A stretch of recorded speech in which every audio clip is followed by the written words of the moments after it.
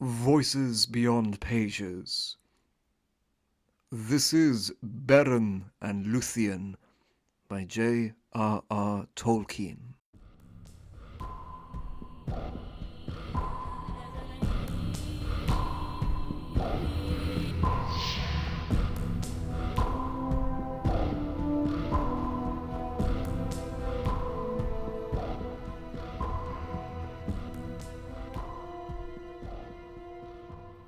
A further extract from the Quenta Noldorinwa.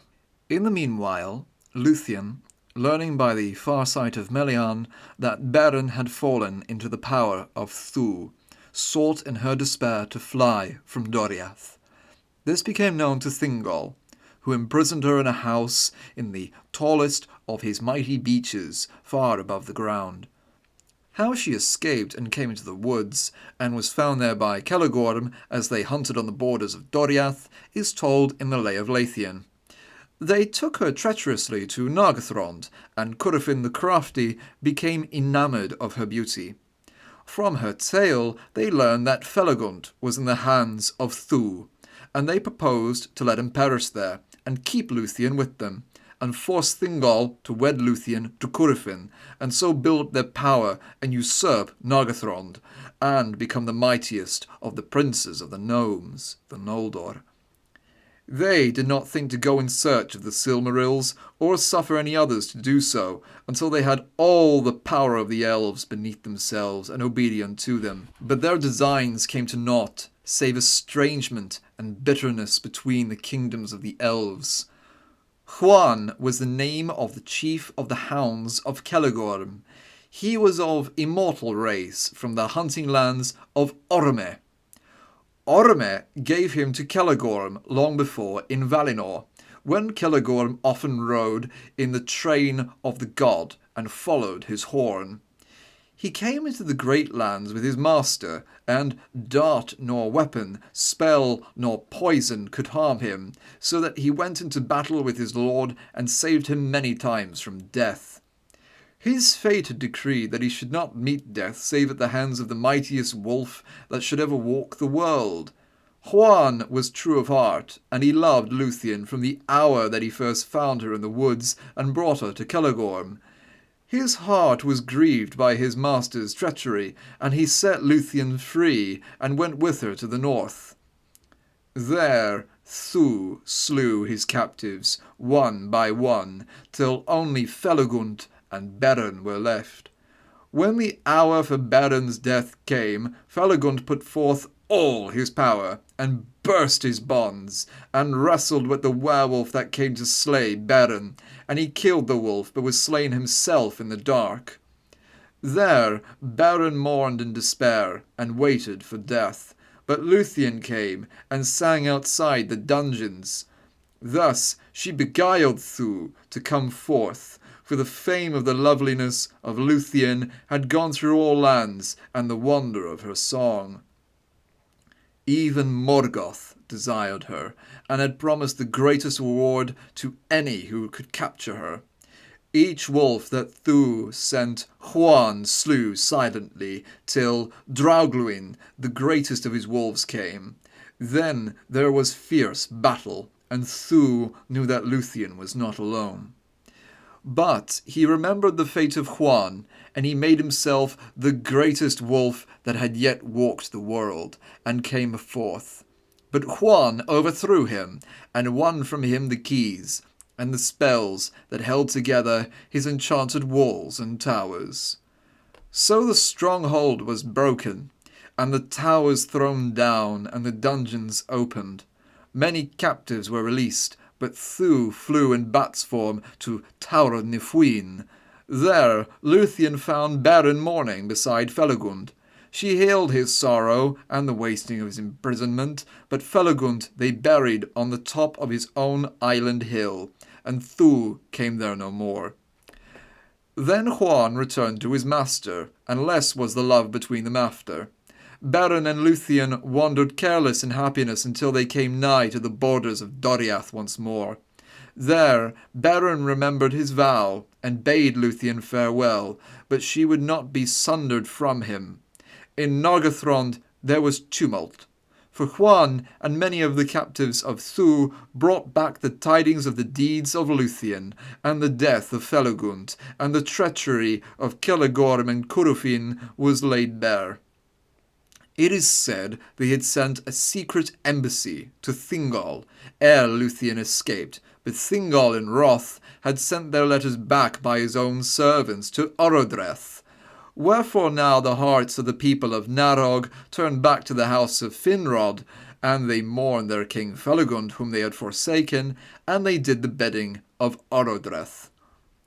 But he would not suffer them to slay the sons of Fëanor, as they wished. Instead, he banished them from Nargothrond, and swore that little love should there be between Narog and any of the sons of Fëanor thereafter, and so it was. Celegorm and Curufin were riding in haste and wrath through the woods to find their way to Himling, when they came upon Beren and Luthien, even as Beren sought to part from his love. They rode down on them, and recognizing them, tried to trample Beren under their hooves. But Curufin lifted Luthien to his saddle. Then befell the leap of Beren, the greatest leap of mortal men. For he sprang like a lion right upon the speeding horse of Curufin, and grasped him about the throat, and horse and rider fell in confusion upon the earth. But Luthien was flung far off, and lay dazed upon the ground. There Beren choked Curufin, but his death was very nigh from Celegorm, who rode back with his spear. In that hour Huan forsook the service of Celegorm, and sprang upon him, so that his horse swerved aside, and no man, for fear of the terror of the great hound, dared go nigh. Luthien forbade the death of Curufin, but Beren despoiled him of his horse and weapons, chief of which was his famous knife made by the dwarves. It would cut iron like wood. Then the brothers rode off, but shot back at Huan treacherously, and at Luthien. Huan they did not hurt, but Beren sprang before Luthien and was wounded. And men remembered that wound against the sons of Fëanor when it became known. Huan stayed with Luthien, and hearing of their perplexity and the purpose Beren had still to go to Angband, he went and fetched them from the ruined halls of Thu a werewolf's coat and a bat's. 3 times only did Huan speak with the tongue of elves or men. The first was when he came to Luthien in Nargothrond. This was the second, when he devised the desperate counsel for their quest. So they rode north till they could no longer go on horse in safety. Then they put on the garments as of wolf and bat, and Luthien, in guise of evil fay, rode upon the werewolf. In the Lay of Luthien is all told how they came to Angband's gate, and found it newly guarded, for rumour of he knew not what design abroad among the elves had come to Morgoth. Wherefore he fashioned the mightiest of all wolves, Carcharas, Knifefang, to sit at the gates. But Luthien set him in spells, and they won their way to the presence of Morgoth, and Beren slunk beneath his chair. Then Luthien dared the most dreadful and most valiant deed that any of the elves have ever dared. No less than the challenge of Fingolfin is it accounted, and may be greater, save that she was half divine. She cast off her disguise, and named her own name, and feigned that she was brought captive by the wolves of Thu, and she beguiled Morgoth, even as his heart plotted foul evil within him. And she danced before him, and cast all his court in sleep, and she sang to him, and she flung the magic robe she had woven in Doriath in his face, and she set a binding dream upon him. What song can sing the marvel of that deed, or the wrath and humiliation of Morgoth? For even the orcs laugh in secret when they remember it, telling how Morgoth fell from his chair, and his iron crown rolled upon the floor. Then forth leapt Beren, casting aside the wolvish robe, and drew out the knife of Curufin. With that he cut forth a Silmaril, but daring more, he essayed to gain them all. Then the knife of the treacherous dwarves snapped, and the ringing sound of it stirred the sleeping hosts, and Morgoth groaned. Terror seized the hearts of Beren and Luthien, and they fled down the dark ways of Angband. The doors were barred by Carcharas, now aroused from the spell of Luthien. Beren set himself before Luthien, which proved ill, for ere she could touch the wolf with her robe or speak word of magic, he sprang upon Beren, who now had no weapon. With his right he smote at the eyes of Carcaras, but the wolf took the hand into his jaws and bit it off. Now that hand held the Silmaril. Then was the maw of Carcaras burned with a fire of anguish and torment, when the Silmaril touched his evil flesh. And he fled howling from before them, so that all the mountains shuddered, and the madness of the wolf of Angband was of all the horrors that ever came into the north, the most dire and terrible. Hardly did Luthien and Beren escape ere all Angband was aroused. Of their wanderings and despair, and of the healing of Beren, who ever since has been called Beren Imabwed, the one-handed, of their rescue by Huan, who had vanished suddenly from them ere they came to Angband, and of their coming to Doriath once more, here there is little to tell. But in Doriath many things had befallen. Ever things had gone ill there since Luthien fled away. Grief had fallen on all the people, and silence on their songs, when their hunting found her not. Long was the search, and in searching Daeron the piper of Doriath was lost, who loved Luthien before Beren came to Doriath. He was the greatest of the musicians of the elves, save Maglor, son of Fëanor, and Tingfang Warble, but he came never back to Doriath, and strayed into the east of the world. Assaults too there were on Doriath's borders, for rumours that Luthien was astray had reached Angband. Bulldog, the captain of the orcs, was slain there in battle by Thingol, and his great warriors, Baelig the bowman and Mablung Heavyhand, were with Thingol in that battle. Thus Thingol learned that Luthien was yet free of Morgoth, but that he knew of her wandering, and Thingol was filled with fear. In the midst of his fear came the embassy of Celegorm in secret, and said that Beren was dead, and Felagund and Luthien was at Nargothrond.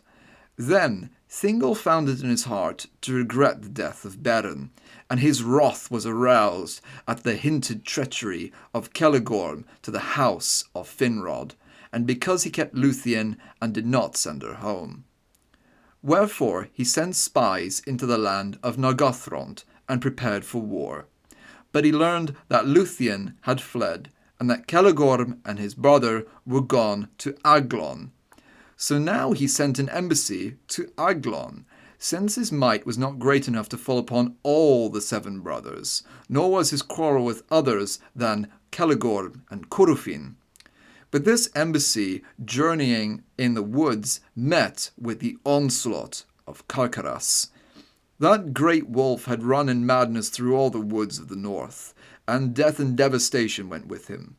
Mablung alone escaped to bear the news of his coming to Thingol, of fate, or the magic of the Silmaril that he bore to his torment. He was not stayed by the spells of Melian, but burst into the inviolate woods of Doriath, and far and wide terror and destruction was spread.